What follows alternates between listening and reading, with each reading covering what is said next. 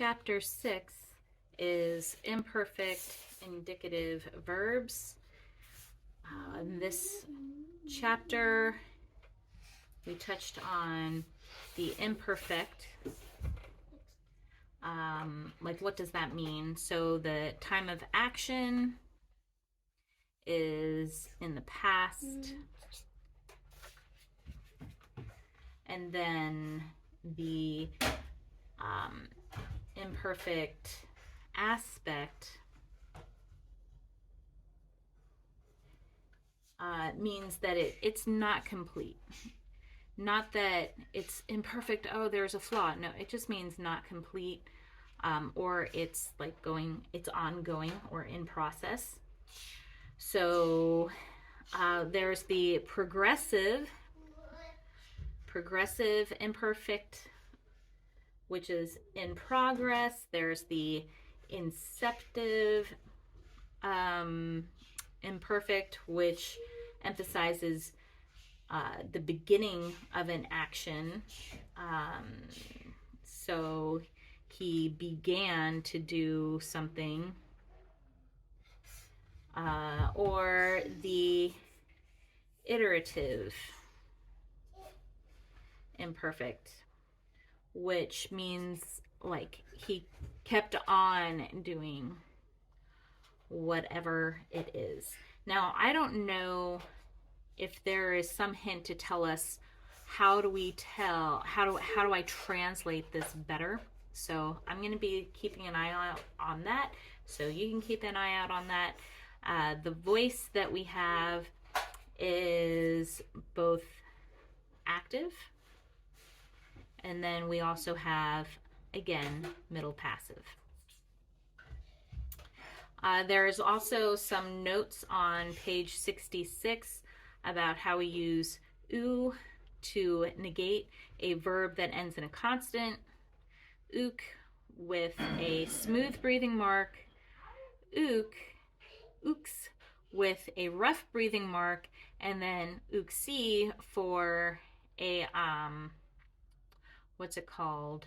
The emphatic, like saying no. And then there was also briefly mentioned the irregular masculine nouns. Now, before we can really appreciate the irregular noun paradigm, let's remember the more normal one, which we had ha, lagas, to,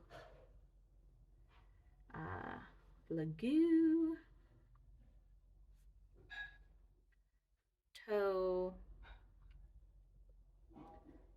lago, ton, lagan, hoi, lagoi, ton, lagon, tois, lagois, and tus, logus. So that is the second declension noun for masculine. So let's write that. That's second declension masculine. And so the irregular one, you can see it is a little bit different because it has this more feminine ending instead of what we normally see, which is here. You can see that really only similarity is further with the articles. So let me just write that there. So the difference is following the feminine, and just a remark that feminine, masculine doesn't really have any bearing on the words. Like there are words that you think, oh, this is a masculine word because it refers to a masculine body part, for instance, that has a feminine declension. So I've heard some arguments, I guess, that like, the Holy Spirit is what's the word? Neuter, so therefore the Holy Spirit is not masculine. I'm not saying he is a reason. I'm saying that's not a good argument. So here it is masculine. Here's irregular masculine nouns, and I'll write it here as well. Augments are a huge part of the imperfect indicative. Augment just means that letter that comes at the beginning of your verb. It's typically an epsilon, but as page 64 explains, it can get a little tricky. So if we have an alpha can get changed to an eta if we add the epsilon. And so an example of this, if we wanted to augment a Q on, like we want to add these together, so it's going to change to Q-on. So we got to be watchful for that.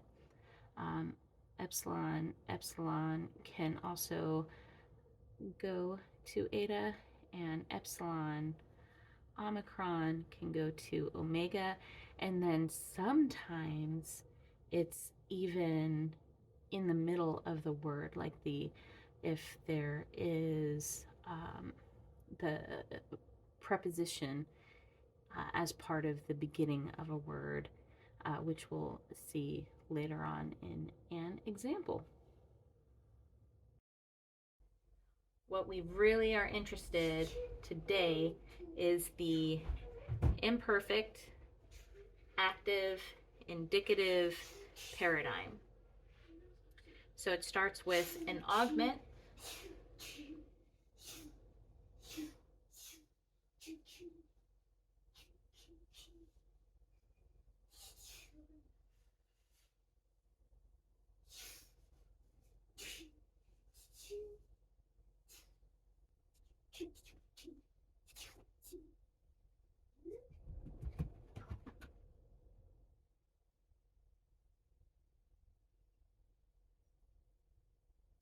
so I'm going to point out that these two are the same.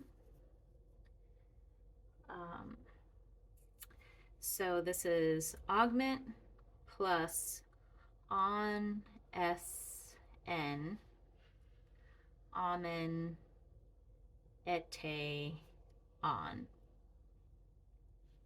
So augment is that E to indicate like past tense, and then on sn, amen, ete, on. Imperfect middle passive indicative also has the augment, eluo, men. And so you can start to see how this middle passive is similar to the other middle passive from present. So instead of oh my, a tie, it's omen, u, eto.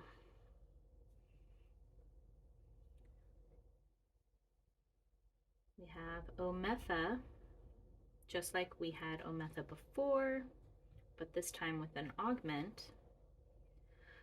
This is estha, just like we had estha before, but this time with an augment. And now on toe. So we have the augment plus omen, u, eto, ometha, estha, onto. So write out the imperfect active indicative next to the present active indicative, see how they're similar, and then do the same thing with the present middle passive and the imperfect middle passive, and see how they're similar and dissimilar.